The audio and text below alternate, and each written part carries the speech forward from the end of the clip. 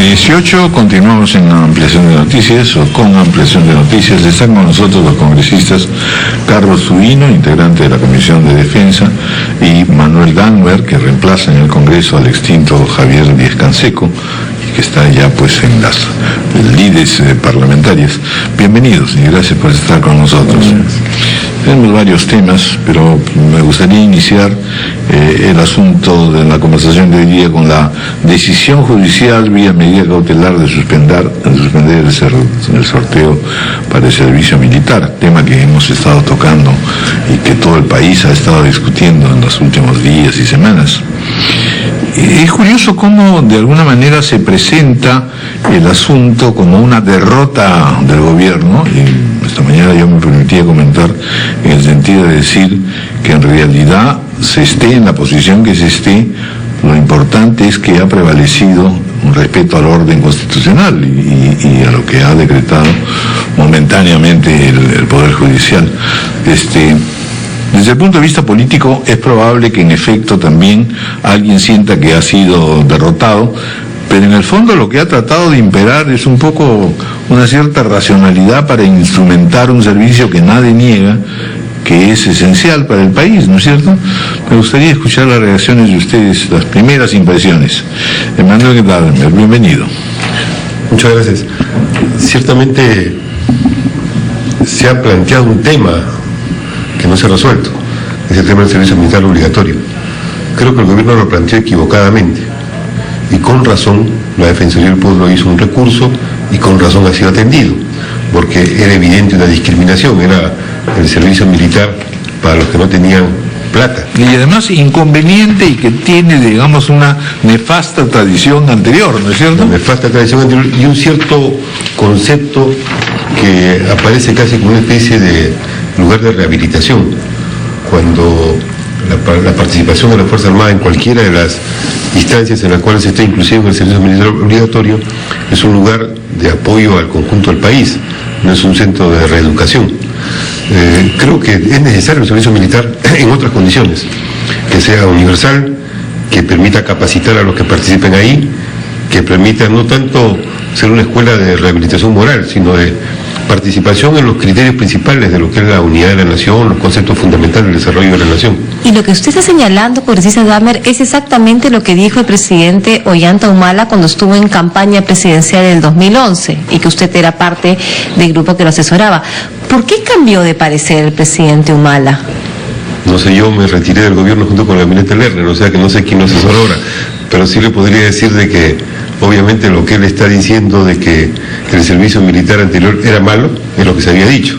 Lo que pasa es que su propuesta para poder modificarlo ha sido equivocada. Y debe reconocerlo, y creo que todo el país debe aprovechar esta ocasión para buscar un punto que sea común y que sea de acuerdo, que es una institución fundamental resolver este tema. Sobre todo si pensamos en la necesidad, ya comentada varias veces, de que es indispensable tener unas Fuerzas Armadas cada vez más profesionales, lo cual eventualmente quiere decir más reducidas, con mejor capacitación, y que si tenemos el dato que hemos comentado ya en el programa, de 26.000 desertores entre quienes se presentaron voluntariamente al servicio militar, ¿qué podemos esperar de quienes van a ser llevados de manera obligatoria? Así que yo quisiera sobre estos dos temas, tanto la profesionalización como este altísimo nivel de deserción del almirante Tubino, que alguna experiencia tiene en el asunto. Sí, muchas gracias, Guido. Y la verdad que decir lo siguiente: primeramente, el día de ayer la democracia en el Perú ha salido fortalecida. Eso indudablemente es un excelente mensaje, donde hay independencia de poderes y donde eso queda claramente como un ejemplo para toda la ciudadanía. Eso es muy positivo. Y por otro lado, en este tema del servicio militar, concuerdo con Manuel lo que acaba de decir, que es un error haber insistido en el sorteo, que es una medida de emergencia. A él no deberíamos haber llegado. Entonces, es falta de incentivos, estamos en una sociedad de libre mercado, hay otras naciones que tienen sorteo también, pero no llegan al sorteo, porque han manejado mejor los temas de los incentivos. El tema de los desertores es un tema muy serio que hay que analizarlo en profundidad. Lo ha hecho la Defensoría del Pueblo, ha hecho un informe muy detallado de las causas de todo esto. Y en esto tenemos que visualizar lo que sucede en nuestras mismas Fuerzas Armadas. Si yo quiero ser grumete en la Marina, entro a una escuela formal, hay 5 escuelas repartidas en el territorio nacional, donde me reciben instructores, me dan 3 meses de instrucción antes de pasar a las unidades operativas. ¿Qué sucede en nuestro ejército? No sucede lo mismo, y sucede en otros ejércitos, igual que en la Marina, en otras naciones aledañas al Perú. Y entonces en nuestro ejército solamente el 20% del personal que ingresa al ejército va a una escuela formal donde se le va a instruir con valores institucionales. Ahí se puede alegar, digamos, que hay razones presupuestales, que la economía no alcanza para poder brindar un servicio educativo completo, no sé. Claro que sí. Entonces ese es un tema que también va por el lado del presupuestal. Entonces acá qué cosa, ¿por qué? Porque vamos a tener que trasladar a la persona que le recluto, por ejemplo, en Abancay, a Arequipa, donde va a haber una escuela de soldados. Entonces, el tema parte por ese punto. Tengo que garantizar una buena instrucción con valores para evitar justamente, cuando haya presión psicológica, los temas de deserción.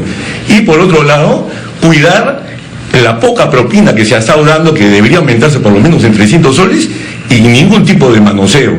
Eso de que hoy día, por ejemplo, la Defensoría del Pueblo manifiesta en su informe que de 24 cuarteles visitados en el Perú, 17 eran administrados por sus comandos.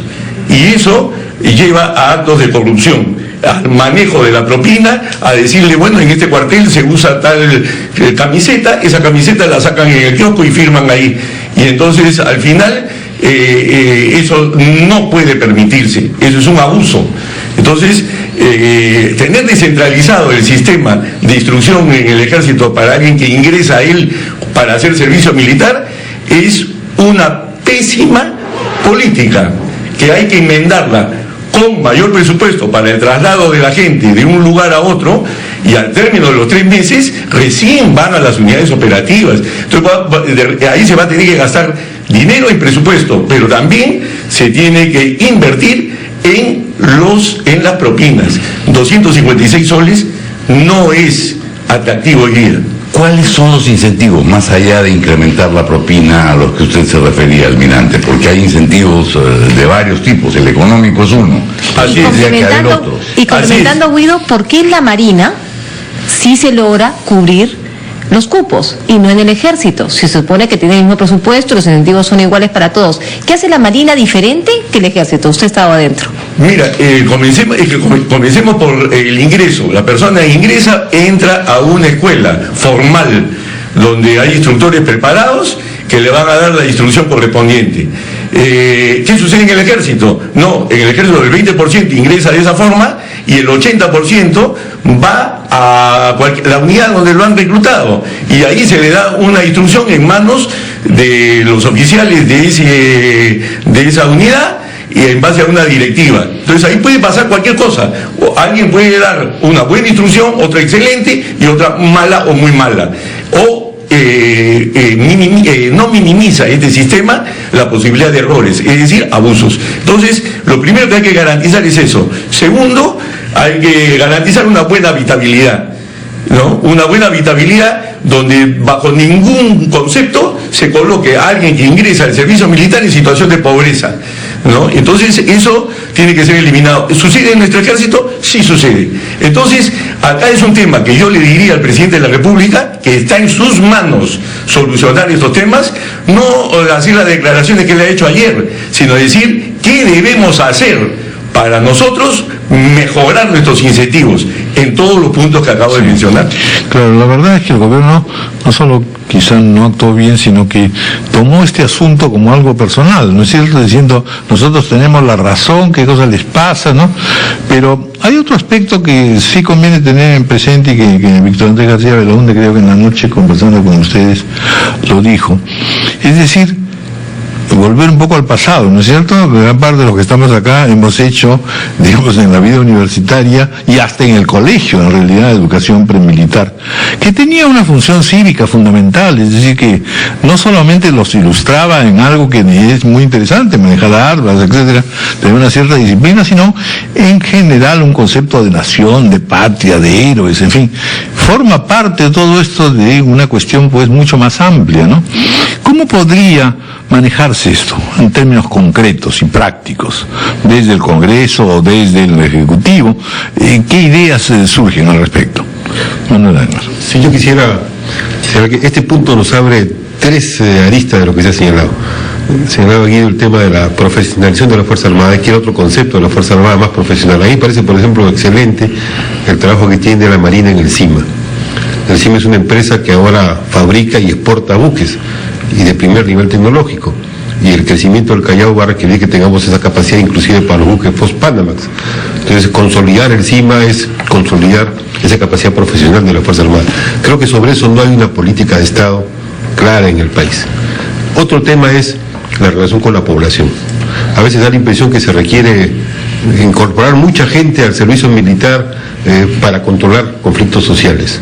Ahí en el fondo hay un problema de la política sobre la seguridad ciudadana y sobre el rol de la policía. A veces entre la policía y la Fuerza Armada no está claro quién se encarga de qué.